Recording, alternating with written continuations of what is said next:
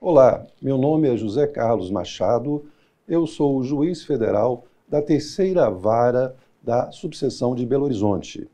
E hoje nós vamos comentar um acórdão do Tribunal Regional Federal da Sexta Região sobre a questão sempre debatida da judicialização da saúde.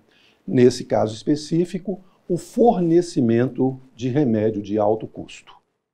Bem, nós vamos comentar um acórdão no qual foi relator da relatoria do desembargador federal André Prado de Vasconcelos, da 4ª turma. E publicado em 8/11, foi julgado em 8/11 de 2022. Nesse processo, foi deferido no primeiro grau o fornecimento de um medicamento de alto custo. Houve a apelação da União, Estado de Minas Gerais e do município de Belo Horizonte. E, em síntese, a União alegou que deveria ser inserido, os centros de assistência de alta complexidade em oncologia, os chamados CACONs, que eles deveriam integrar a LIDE, já que, por ser um medicamento de alto custo e específico para o câncer, eles são fornecidos por esses centros e deveriam, portanto, o centro integrar a LIDE. Mas alegaram também que a questão da reserva do possível, a questão dos honorários advocatícios. O Estado de Minas Gerais, por sua vez, alegou que a sentença não observou o tema 106 do STJ. Além disso, fez também considerações sobre a necessidade de redirecionar o cumprimento da obrigação para a União, nos termos de decisão do STF no RE 855-178. E também fez considerações, argumentou a respeito dos honorários, que deveriam ser fixados por apreciação equitativa. Já o município de Belo Horizonte, em preliminar, alegou a sua ilegitimidade para a causa e, em seguida, a necessidade de observar uma política pública específica para o fornecimento desse medicamento. Além disso, fez considerações e argumentou que a multa fixada pelo descumprimento era desproporcional e excessiva. Em síntese, essas foram as alegações dos apelantes e o Ministério Público entendeu, foi o parecer, pelo improvimento da apelação do município e parcial provimento, algumas das alegações da União e do Estado. Inicialmente, o relator abordou, julgou as preliminares que foram levantadas.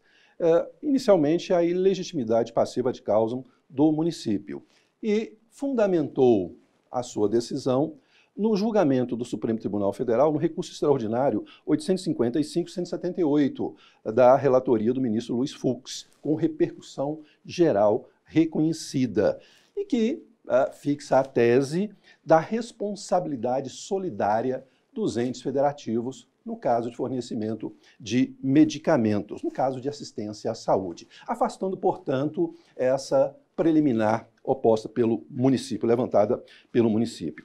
Também, inicialmente, ainda em matéria preliminar, o relator observou que a União, estados e municípios têm, sim, competência para integrar a LIDE, são polo passivo, também tendo em vista as decisões dos tribunais superiores, especialmente do Supremo Tribunal Federal e do STJ. E afastou de pronto a necessidade do litisconsorte necessário dos centros de assistência de alta complexidade em oncologia, os CACONs. E isso porque esses centros, apenas fornecem o medicamento quando a União é condenada. Não é necessário integração, não é necessário que integrem a LIDE. E, por fim, julgou prejudicado outros pedidos.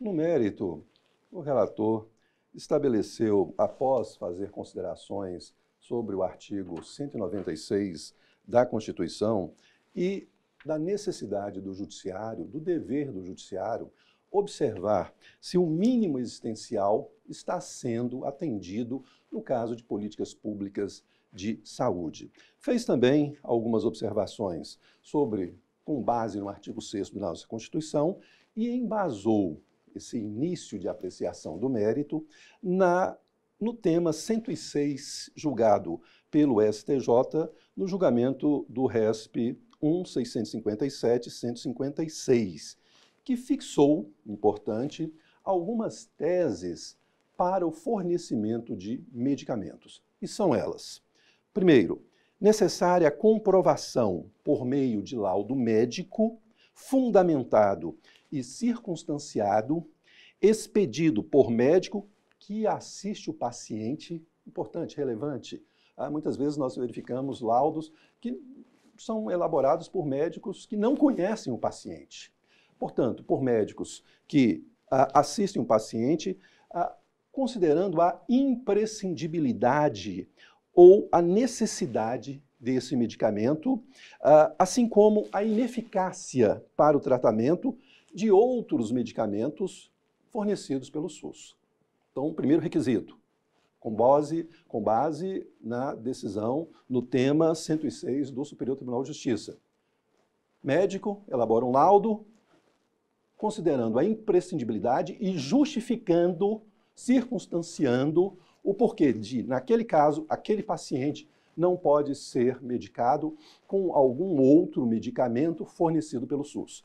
Número 2, incapacidade financeira da parte autora, do paciente, no caso, arcar com as despesas.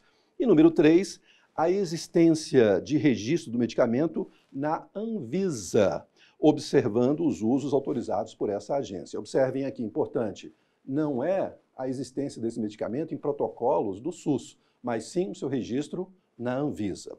Bem, foi considerado aqui, pelo relator, desembargador André Prado, esse tema, esses requisitos elaborados, fixados pelo STJ, mas também fez muitas considerações sobre o julgamento pelo Supremo Tribunal Federal, que considerou, relator o ministro Gilmar Mendes, que fixou outros requisitos, embora alguns semelhantes aos do STJ, outros requisitos para o fornecimento de medicamentos. E são os seguintes os requisitos: inexistência de tratamento, procedimento ou medicamento similar ou genérico que oferecido pelo SUS para aquele tratamento, para aquela doença, para aquela enfermidade.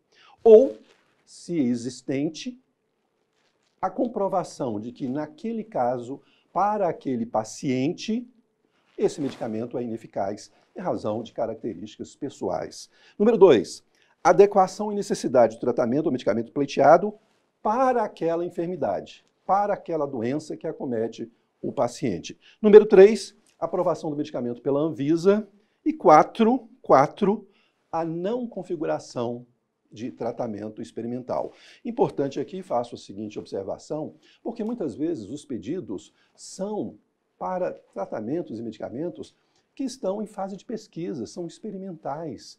E o Supremo Tribunal Federal, avançando em relação à decisão do STJ, que foi embasado aqui, que foi fundamento para o voto do desembargador federal André Prado, relator desse acórdão, a não configuração de tratamento experimental, já que as regras para o tratamento experimental são outras e não caberia, segundo o Supremo Tribunal Federal, ao Judiciário determinar que medicamentos, tratamentos experimentais sejam fornecidos pelo Estado brasileiro. Além disso, com base ainda em decisão do Supremo Tribunal Federal, foi afastada a tese de que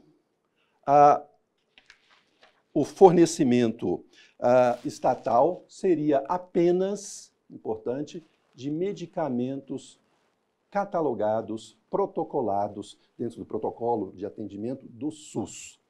Nos dois casos, tanto o STJ como o Supremo Tribunal Federal se valem do registro, fundamentam o registro na Anvisa.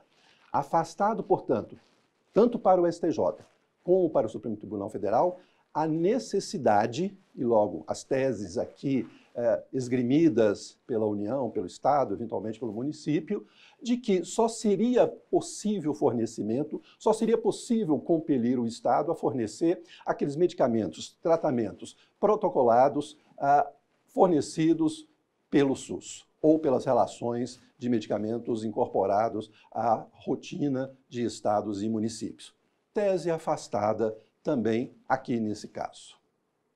No caso concreto, conforme foi observado pelo relator, no caso concreto, se tratava do fornecimento do medicamento enzalutamida e todos os requisitos, tanto aqueles que são apresentados, que foram aqui embasados,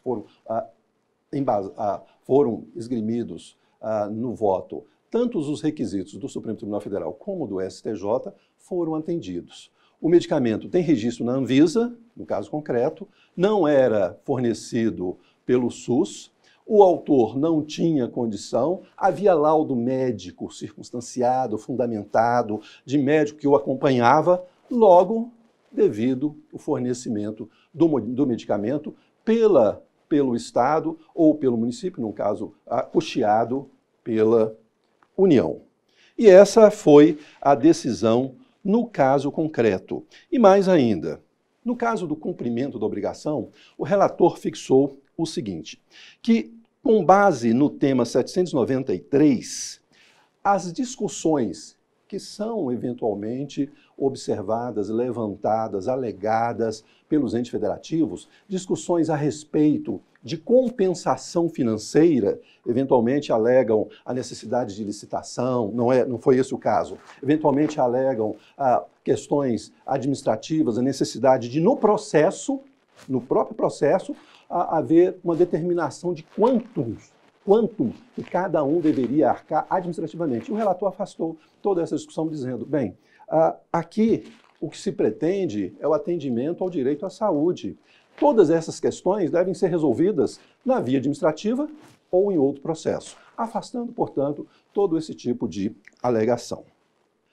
Abordou ainda o relator a questão observada pelas entidades federativas a respeito dos honorários sucumbenciais, tema sempre discutido nesse e em outras espécies de processo.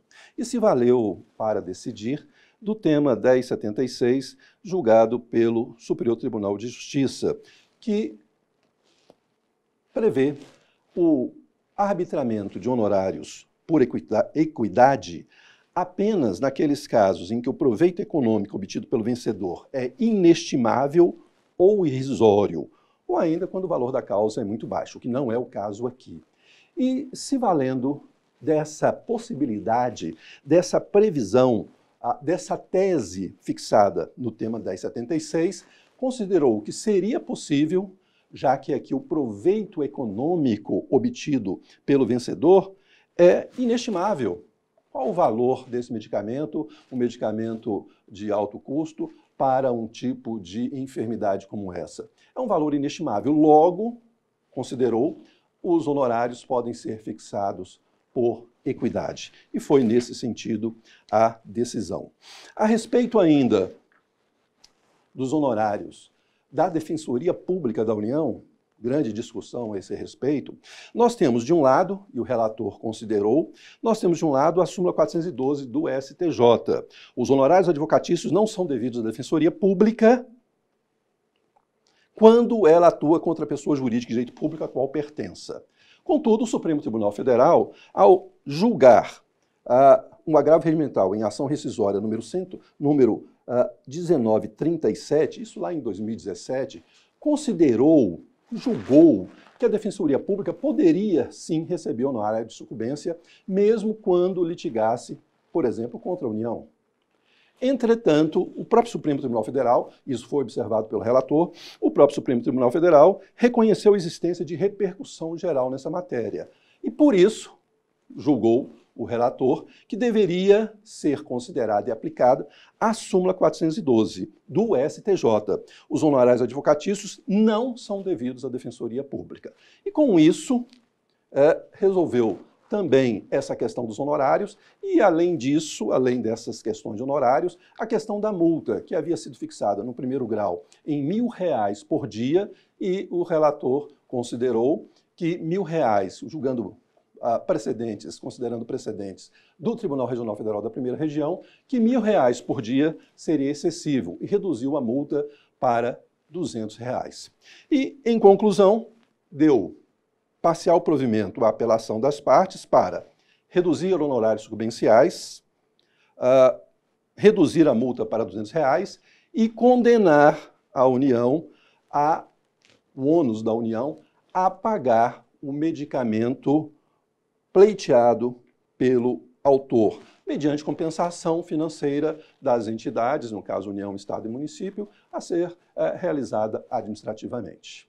Essa é a conclusão, portanto, desse julgamento e desse tema judicialização da saúde, que sempre provoca discussões, um tema que tem sido discutido em especial nos últimos 30 anos, com uma incidência muito grande de processos, de teses, as mais variadas, de acórdãos, de temas, de repercussão geral, de súmulas, e essa é a posição do Tribunal Regional Federal da 6ª Região nesse caso.